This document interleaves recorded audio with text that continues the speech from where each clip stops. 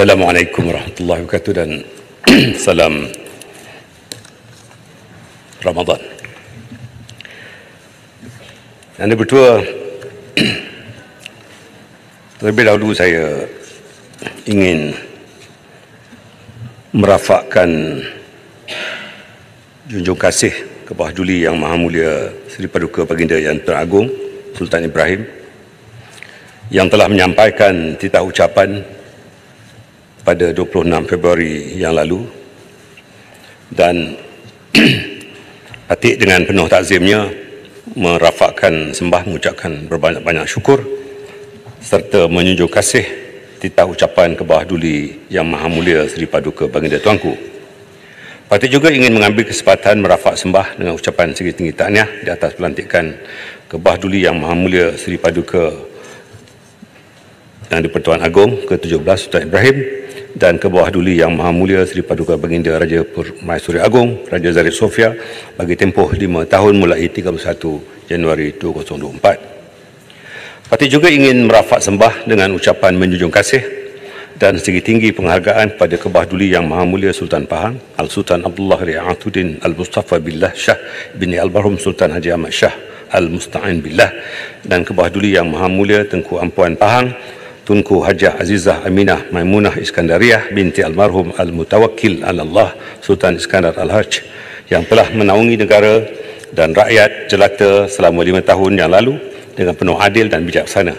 Semoga ke Bawah Duli Yang Maha Mulia Tuanku dan Tengku Ampuan Pahang serta seluruh kerabat sentiasa dilindungi dan dilimpahi taufik dan hidayah oleh Allah Subhanahu Wa Taala, dipanjangkan umur, diberkati dengan kesihatan dan kesejahteraan selalu. Yang berdua, seramai 30 ahli-ahli yang berhormat telah berbahas, mengajukan pelbagai pertanyaan, isu, cadangan maupun pandangan kepada Kementerian Kemajuan Desa dan Wilayah serta agensi di bawah seliaan saya seperti Felda, Nadma dan Angkatan Pertahanan Awam semasa sesi perbahasan menjunjung kasih. Terima kasih diucapkan kepada ahli-ahli yang berhormat yang terlibat. Saya mohon izin untuk menyebutkan satu-satu ahli-ahli yang berhormat yang telah membangkitkan isu-isu yang terkait dengan KKDW dan agensi-agensi yang di bawah seliaan saya.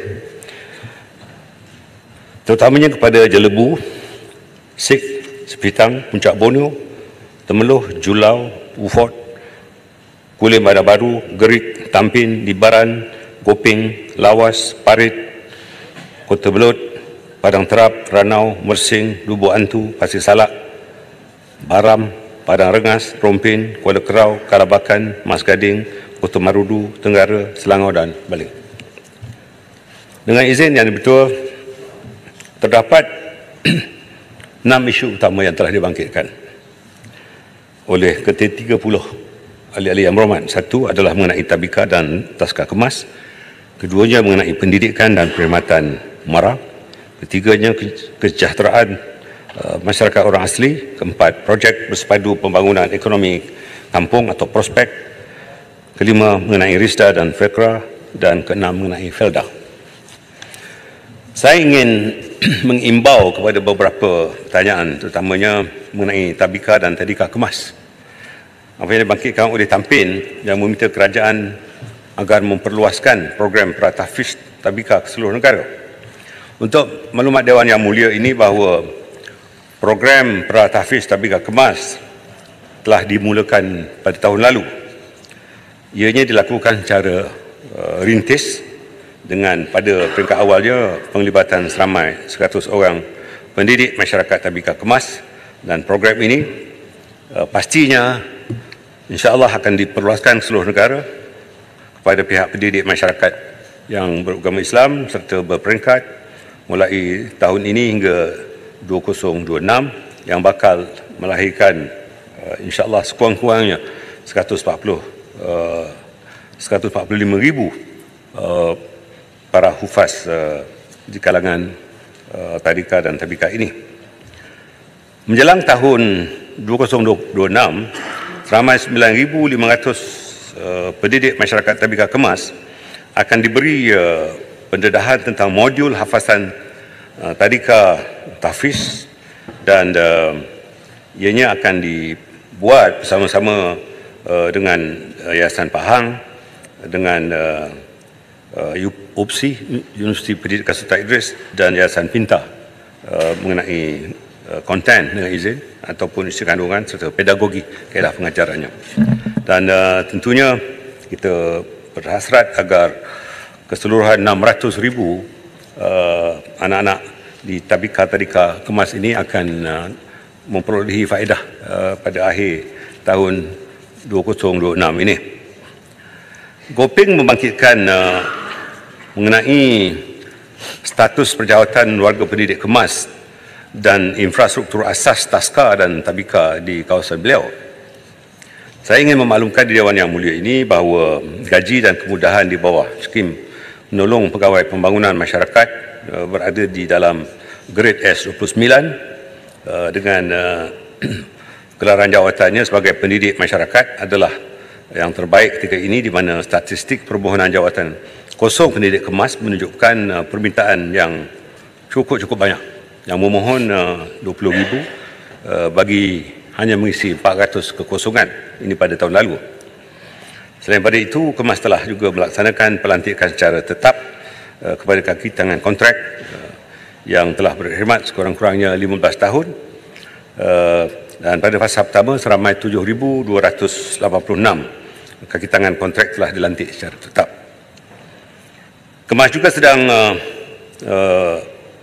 memohon kelulusan daripada Kementerian Ekonomi untuk melakukan penambahan terhadap tenaga-tenaga pengajar ini, dan di samping itu juga memohon untuk membina tadika-tadika baru, terutamanya di kawasan-kawasan yang masih belum ada tadika kemas atau mahu memperbaikinya, termasuk juga Gopeng. Pada Rengas bertanya tentang soal agensi kemas yang telah kononnya digunakan untuk tujuan politik. Jadi saya ingin menjawab bahawa kemas adalah agensi yang diletakkan di bawah KKDW dan sentiasa mendukung tata kelola atau good governance dengan izin, dengan berpaksikan pada government of the day dengan izin, dalam memberikan perkhidmatan kepada masyarakat dan golongan sasar terutama di kawasan desa. Dalam hal ini kami bertindak secara profesional dan kami tahu bahawa yang penting ialah fokus kepada pembangunan minda, akhlak dan juga pendidikan agama kepada anak-anak ini yang berada di peringkat prasekolah, sama ada tabika atau taska ataupun kindergarten dengan izin diketahui, adalah bagi mempertingkatkan apa yang telah saya sebutkan tadi. Perkara yang kedua, isu yang kedua adalah mengenai pendidikan dan perkhidmatan MARA, dan Pasir Salak telah membangkitkan mengenai MARA lainer di kawasan Pasir Salak, dan insya-Allah untuk Pasir Salak yang satu sekolah dengan saya, insya-Allah walaupun beliau adalah very much junior dengan izin, tapi bukan kerana perbezaan parti politik, tetapi kerana kita merasakan bahawa perkhidmatan MARA lainer ini harus diperluaskan, walaupun tidak untung, tetapi insya-Allah kita akan juga mengambil kepedulian terhadap keperluan masyarakat di Pasir Salak. Parit juga membangkitkan tentang soal arkid MARA. Saya ingin menyebutkan bahawa di negeri Perak terdapat 637 premis-premis perniagaan MARA, malah di Seri Iskandar saja, iaitu dalam daerah Perak Tengah, telah tersedia 28 lot premis perniagaan, dan MARA juga turut menyediakan 53 lot premis perniagaan kepada usahawan-usahawan di kawasan berkenaan dengan kadar sewa yang sangat-sangat rendah, kerana tujuannya adalah untuk membantu mereka. Dan MARA sentiasa peka dalam memastikan akses latihan serta kemudahan sokongan perniagaan kepada para usahawan tempatan, dan MARA kini mempunyai 14 pejabat MARA negeri dan 121 pejabat MARA daerah, dan insya-Allah kita akan lakukan penambahan jika keperluannya bertambah kerana kini terdapat pembukaan daerah-daerah yang baru dan kita akan persesuaikannya. Di Negeri Perak sendiri terdapat 10 jabat mara daerah yang sedia membantu kepada pemegang taruh di Negeri Perak. Yang Berhormat Lawas membangkitkan tentang isu MRSM Lawas. Saya sangat perhatian mengenai perkara ini.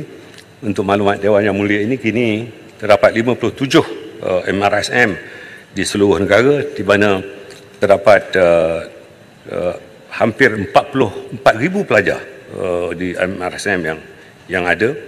Dan pada hari ini kita akan memulakan sesi 2024 ini. Dan untuk itu saya ingin memaklumkan bahawa di Sarawak terdapat 4 buah MRSM, iaitu di Kuching, Betong, Mukah dan juga Bintulu, dengan kapasiti pelajar seramai 2,700 orang. Dan untuk Lawas, saya tahu perkara ini telah banyak kali dibangkitkan, dan insya-Allah jika kita memperolehi peruntukan segera, maka kita akan lakukan penyegeraan terhadap pembinaan MRSM Lawas ini. Isu yang ketiga adalah mengenai kesejahteraan masyarakat orang asli, di mana Kuala Krau mencadangkan agar kerajaan mewujudkan pusat latihan TVET dan pusat latihan MARA khusus untuk orang asli. Saya ingin memaklumkan bahawa Jabatan Kemajuan Orang Asli atau JAKWA mempunyai sebuah pusat latihan khas khusus bagi kemahiran kepada anak-anak orang asli, iaitu di pusat latihan JAKWA Paya Bungo di Gambang Pahang. Dan di samping itu kita juga mempunyai beberapa pusat latihan yang lain yang juga turut menawarkan beberapa kursus kemahiran jangka pendek dan jangka sederhana bagi kursus-kursus yang bersesuaian dengan orang-orang asli. Sikit Datuk Seri. Saya akan habiskan ayat dia. Di samping itu TVET MARA bersama dengan masyarakat orang asli juga telah kita laksanakan untuk AKM Alustar dan kolaborasi bersama dengan JAKWA, dan insya-Allah kita akan mengembangkan pusat-pusat latihan ini di tempat-tempat lain. Dan sebagaimana saya maklumkan di Dewan Yang Mulia ini, Ketua Pengarah JAKWA Jabatan Orang Asli adalah orang asli sendiri, seorang wanita yang sangat proaktif, dan beliau dibantu oleh kekandanya yang juga Timbalan Speaker Dewan Rakyat ini. InsyaAllah kombinasi ini, walaupun beliau melakukan bantuan secara gratis, insyaAllah dua-dua individu ini akan memartabatkan JAKWA ke peringkat yang lebih tinggi, insyaAllah. Terima kasih Datuk Seri Abang Datuk. Menteri, semua saya nak tahu sejauh mana penglibatan dan juga usahanya dibuat untuk meningkatkan apa panggil itu kemahuan ataupun keterlibatan masyarakat tersebut untuk mengikuti kursus yang telah diadakan ini. Itu saja. Terima kasih. Saya berasa sangat berpuas hati kerana keterlibatan anak-anak muda orang asli untuk kursus-kursus kemahiran itu sangat tinggi, ya. Malah ini sesuai dengan apa yang saya nyatakan di Dewan Yang Mulia ini, bahawa tahun lalu saya menyasarkan kira-kira 300 orang untuk masuk universiti, tapi jelas hampir 400 orang telah masuk, ya. Tahun ini kita menyasarkan 400 orang, ya, untuk masuk ke universiti. Saya yakin akan ada 500 orang, ya. Apatah lagi dalam kursus-kursus kemahiran, dan kita memberikan nilai-nilai tambah untuk kursus-kursus dalam TVET, dan kita salurkan mereka bukan hanya di TVET khusus untuk orang asli, tetapi ke seluruh 1,345 TVET di seluruh negara, berikut kesesuaian kepada apa yang diperlukan oleh mereka. Dan insyaAllah kita tidak akan pernah meminggirkan anak-anak orang asli untuk mendapat peluang, apatah lagi belajar di dalam bidang kemahiran, ya. Yang Berhormat Menteri, boleh? Terima kasih Puan Ibu Ketua. Terima kasih Yang Amat Berhormat Menteri. Saya meneliti, dan sebentar tadi jawapan Yang Amat Berhormat Menteri ada menyebut Institut Latihan di Paya Bungo. Untuk maklumat Yang Berhormat, di Paya Bungo itulah kawasan Parlimen Paya Besar. Dan saya memang sangat rapat melihat bagaimana institut tersebut yang dahulu terbengkalai dan sekarang ini hampir siap. Cumanya Yang Amat Berhormat Menteri, saya nak minta pandangan yang Amat Menteri, bagaimana untuk kita memperlihatkan kaedah yang lagi jauh ke hadapan, selain kita mewujudkan institut latihan orang asli, apakah mungkin ada jalan untuk kita mewujudkan satu institut strategik orang asli yang dikenolakan oleh UiTM? Kenapa? Pada pandangan saya, UiTM hari ini berada di merata tempat di seluruh negara dan di kawasannya adalah berhampiran dengan kawasan-kawasan orang asli. Dan sudah tiba masanya, Yang Amat Berhormat Menteri, supaya kita mewujudkan sebuah institut strategik untuk kita memperkasakan capacity building orang asli itu sendiri. Terima kasih, Yang Amat Berhormat Menteri. Satu cadangan yang sangat baik oleh Yang Berhormat Baik Besar. Saya yakin semangat itu telah diperlihatkan dari kertas undi orang-orang asli pada Yang Berhormat dalam pilihan raya yang lalu kerana keperhatian Yang Berhormat, dan saya harap beliau terus untuk menyantuni keperluan orang-orang asli ini, dan insyaAllah beritahu saya akan bantu dan saya akan turun bersama-sama Yang Berhormat ke kawasan orang asli berkenaan, insyaAllah. Jadi betul, saya akan terus kepada persoalan yang dikemukakan oleh Temeloh, terutamanya mengenai isu yang terkait dalam soal kesejahteraan masyarakat orang asli di Kampung Enggang, Lancang. Dan untuk maklumat ahli Yang Berhormat, Kampung Sungai Enggang merupakan salah sebuah perkampungan orang asli yang sudah lama wujud di daerah Temeloh, dan seramai 567 orang terdiri daripada 118 keluarga telah berada di sana. Mereka telah diberikan pelbagai kemudahan, termasuk kemudahan bekalan elektrik, dan sepanjang RMK ke-12 kita telah memperuntukkan sebanyak 754,000 bagi pelaksanaan program bantuan rumah orang asli dan juga program perumahan rakyat termiskin di perkampungan orang asli di Temeloh, bagi melaksanakan kerja-kerja juga membina 5 unit bina baru dan 37 unit baik pulih rumah-rumah orang asli. Dan insyaAllah kita akan terus memberikan perhatian pada keperluan-keperluan yang lain. Mengurusi Speaker, Temeloh baru-baru ini turun sendiri ke kampung tersebut, tetapi amat malang dan sedih melihat bahawa kampung tersebut masih belum ada lagi menerima bekalan elektrik. Begitu juga mereka menghadapi masalah rumah yang sangat uzur, tandas yang tidak sewajarnya lah. Dan air pun masih lagi bergantung kepada air bukit. Itu yang saya laporkan dan saya mohon supaya perkara ini diambil perhatian. Terima kasih. Pasti secara resmi dan secara peribadi saya akan menangani masalah ini. Namun saya sebutkan tadi bahawa 5 unit rumah preparatif baru telah dibina dan 37 unit baik pulih telah dibuat. Ya. Untuk elektrik juga telah dipasang. Namun jika ada permasalahannya, saya sendiri akan memastikan dengan Ketua Pengarah Jakwa tentang masalah itu, juga masalah bekalan air, ya, dan betul kita akan atasi masalah itu dengan sesegera yang mungkin. Ya. Rompin membangkitkan berkenaan jalan di kampung orang asli Ganoh yang telah rosak dan memerlukan pembaikan, dan perkara ini kita pastikan bahawa peruntukan sebanyak 1.7 juta ringgit telah diperuntukkan dan insyaAllah kita akan laksanakan. Persoalan keempat ialah mengenai projek bersepadu pembangunan ekonomi kampung atau prospek. Ini dibangkitkan oleh Yang Berhormat Lawas. Saya ingin memaklumkan bahawa KKDW melalui program lonjakan mega luar bandar sedang melaksanakan 3 projek bersepadu pembangunan ekonomi kampung di negeri Sarawak, dan salah satunya diadakan di Lawas dan telah bermula daripada tahun 2022 dengan peruntukan sebanyak 9 juta ringgit. Dan bagi prospek di Lawas, ianya dilaksanakan melalui agensi kita iaitu Lembaga Kemajuan Tanah Sarawak, dan sebanyak 1.3 juta telah disalurkan tahun lalu, dan insyaAllah penambahan akan dilakukan berdasarkan kepada cost effectiveness dengan izin pada apa yang telah dilaksanakan selama ini.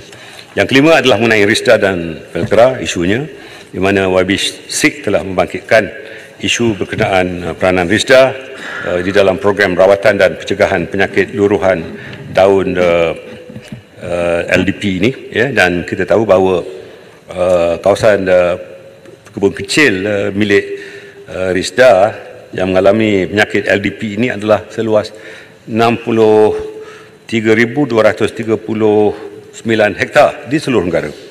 Dan bagi negeri Kedah seluas 6,331 hektar juga terjejas, ya. Untuk SIG saja 872 hektar telah diketahui pasti mengalami permasalahan ini. Untuk itu Risda akan melakukan rawatan dan pencegahan pada penyakit LDP ini dengan melakukan penyemburan bahan-bahan kimia dalam 4 pusingan setahun. Begitu juga Padang Terap telah membangkitkan tentang soal kebun kecil getah yang terkesan dengan fenomena cuaca panas El Nino Yang Berhormat Timbalan Menteri, sikit berkaitan dengan penyakit lurahan daun getah ni, Pestalotiopsis. Dilihat ada usaha yang dibuat secara bersendirian oleh pekebun kecil kita untuk menangani masalah penyakit ini. Namun diberitahu kata kosnya yang agak tinggi, ya, untuk setiap hektar itu lebih RM1,400. Jadi mungkin juga dapat dilihat bahawa agensi termasuk Risda sendiri membuat kajian bagaimana perawatan itu yang lebih efektif, yang lebih murah, supaya ia juga dapat dilaksanakan sendiri oleh para pekebun kecil kita. Berbanding hari ini kita mengharapkan agensi termasuk FEDA sendiri yang membantu untuk menyelesaikan masalah ini yang sudah pun berlarutan lebih hampir 3 tahun, menyebabkan hasil getah kita sangat berkurangan. Walaupun harga agak stabil, tapi hasil susu getah itu berkurangan, menyebabkan pendapatan pekebun kita juga menurun. Terima kasih. Wabisi, insyaAllah kita akan lakukan pertimbangan mengenai soal bagi pekebun itu sendiri yang mengeluarkan perbelanjaan RM1,400 dan kita akan lakukan dengan izin synchronization, ya, dari segi rawatan itu, ya. Jika pekebun itu sendiri yang melakukan, mungkin kita boleh membekalkan bahan kimia berkenaan kepada kebun kecil berkenaan untuk mereka lakukan. Ya. Yang Pak Menteri sikit. Untuk saya dimaklumkan oleh pihak Risda, kita akan menghantar pasukan segera. Maksudnya Risda akan menghantar pasukan segera dan menyelesaikan masalah sakit Pestalotiopsis ini. Memang kita sedia maklum bahawa penyakit ini memang Risda maklumkanlah, memang menjejaskan pendapatan ataupun produktiviti getah negara ini. Jadi Risda akan menyelesaikan dengan kadar segera. Terima kasih. Yang menjawab itu pengurusi Risda sendiri. Kena turun sikit, ya, nanti saya tunggu. Sepatutnya beliau tak boleh jawab. Sepatutnya, tetapi kerana hormat kepada anak muda, saya minta supaya jawapan beliau itu masuk ke dalam teks. Ya, Ya Berhormat Menteri.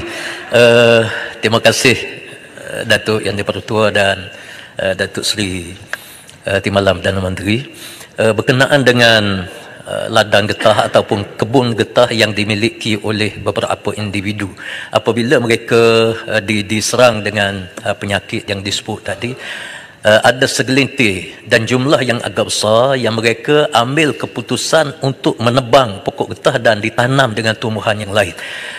Jadi saya minta supaya kerajaan mengambil satu pendekatan yang khususlah kepada pekebun yang seumpama ini, supaya hasil getah dan keperluan getah negara ini dapat kita capai dengan sewajarnya. Sekian, terima kasih. Yang betul menguruskan ladang ataupun pekebun-kebun kecil getah ini lebih sukar daripada menguruskan kedai emas sebenarnya.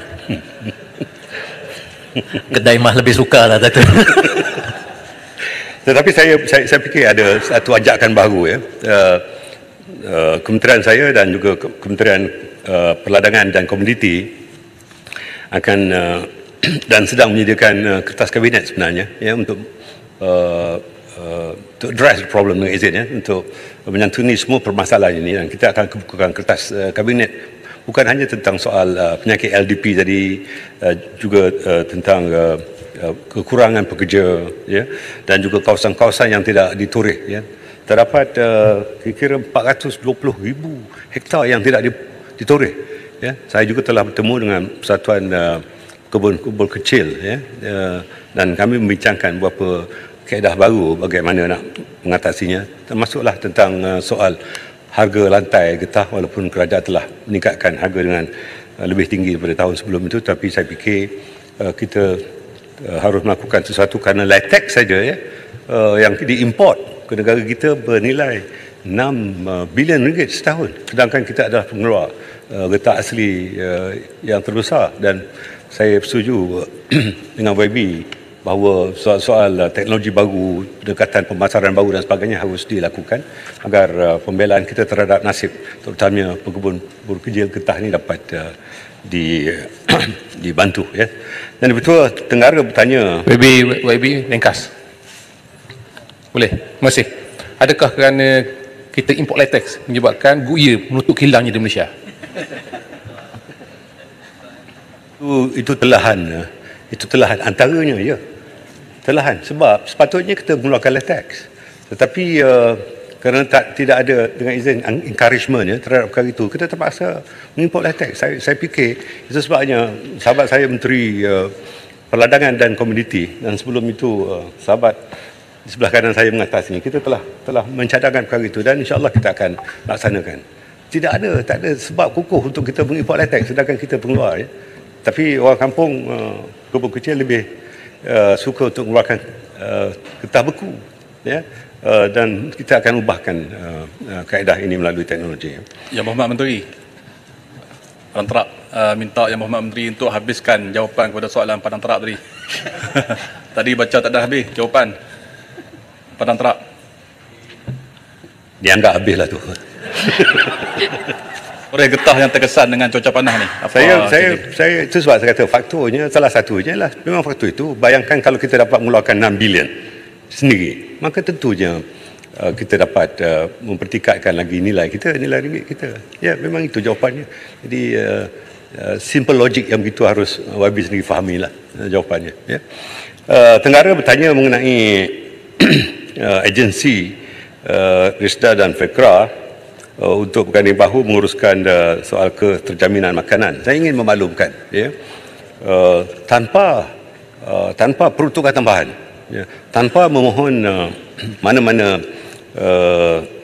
belanjawan, ya, kita RISDA dan juga FEKRA turut membantu mempertikatkan keterjaminan makanan. Ini termasuk apabila bekalan ayam kurang dan telur ayam kurang, ya. Apa yang kita lakukan? Kita lakukan dengan meminta cara contract farming, ya, untuk peserta-peserta FEKRA dan pekebun RISDA ini melakukan di tanah RISDA tanpa kita menjual tanah, tanpa kita mengeluarkan modal sendiri. Artinya kita jemput pelabur-pelabur untuk membina reban dan juga membekal ayam termasuk makanan dan juga melakukan vaksin. Ini satu langkah menambah terjaminan makanan. FEKRA di seberang Perak umpamanya, ya, juga turut menyumbangkan pengeluaran padi dan beras, ya. Saya juga telah bertemu dengan Premier Sarawak dan juga Ketua Menteri Sabah agar kawasan estate padi dapat dibangunkan di Sabah dan Sarawak bagi menambah keterjaminan makanan dengan kaedah FEKRA di seberang Perak itu. Kita lihat bahawa selain daripada sekincan penghasilan atau yield dengan izin, ya, untuk padi di seberang Perak adalah yang kedua tertinggi di Malaysia. Jadi kaedah inilah yang kita mahu kongsikan dengan Sabah dan Sarawak agar keterjaminan makanan ini boleh kita juga sumbangkan. Yang Amat Berhormat Kota Belud, saya minta maaf saya baru masuk dalam Dewan sebab saya ada PC tadi. Cumanya dalam perbahasan saya dah bangkitkan sebab ya saya akui kita memang banyak hantar permohonan terutamanya jalan-jalan, ya, di kampung kepada Kementerian Yang Amat Berhormat. Jadi saya pohonlah sebab kita pohon tu daripada lasi lagi. Saya juga jumpa dengan YB Timbalan Menteri, dengan beberapa dengan kementerian sendiri. So saya pohonlah Yang Amat Berhormat untuk tahun ini Kota Belud Yang Amat Berhormat, ya, sekurang-kurangnya adalah permohonan daripada permohonan kita yang banyak itu adalah yang lulus terutamanya jalan dan juga dewan sebab permintaan di bawah orang mengadu, orang buat aduan permohonan saya tidak dapat tolak. Jadi saya harap ada pertimbangan untuk Kota Belud tahun ini. Yang Amat Berhormat. Terima kasih. Dan betul saya sekarang sedang menjawab FEKRA dan RISDA untuk infrastruktur ni. Yang Berhormat jumpa saya kejap lagi. Kita boleh berunding di luar. Itulah bezanya kita satu parti, lebih mudah kita berunding, ya. Parit. Saya ingin menyebutkan untuk Felkra Nasaruddin, saya ingin mengucapkan tahniah bahawa kita tidak ada warna yang berbeza di dalam melaksanakan program di Felkra itu. Sikap yang beginilah yang kita mahu, yang penting ialah rakyat. Walaupun kita kehilangan undi, artinya la yashkurullah man la yashkurun nas. Jadi dalam keadaan itu, terima kasih. Saya lakukan yang terbaik. Begitu juga Selangor membangkitkan tentang projek-projek peladangan Felkra di Pasai Siong dan Sekuau.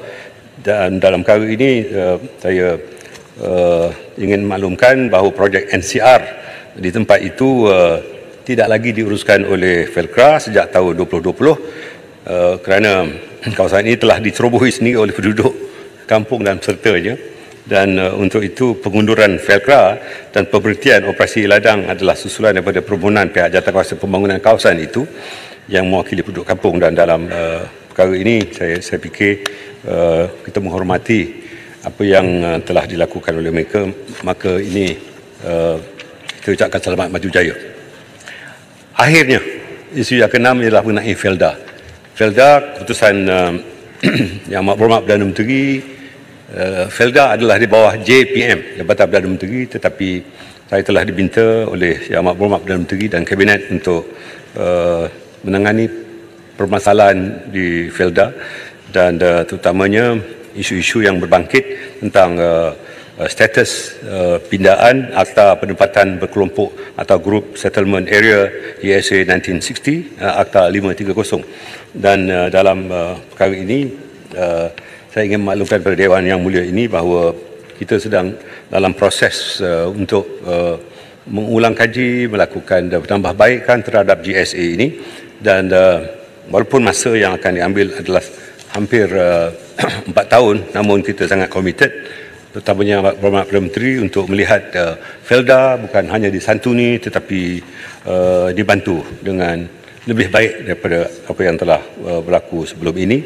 Terutamanya apabila contohnya Gerik membangkitkan isu berkenaan dengan rungutan pemuka Felda terhadap kadar potongan hutang ladang yang terlampau tinggi, dan saya akan bertemu dengan pengurusan tertinggi Felda buat kali yang kedua minggu depan, dan saya akan bawa isu ini sebagai isu yang penting untuk kita atasi dengan kaedah-kaedah sistem kewangan dan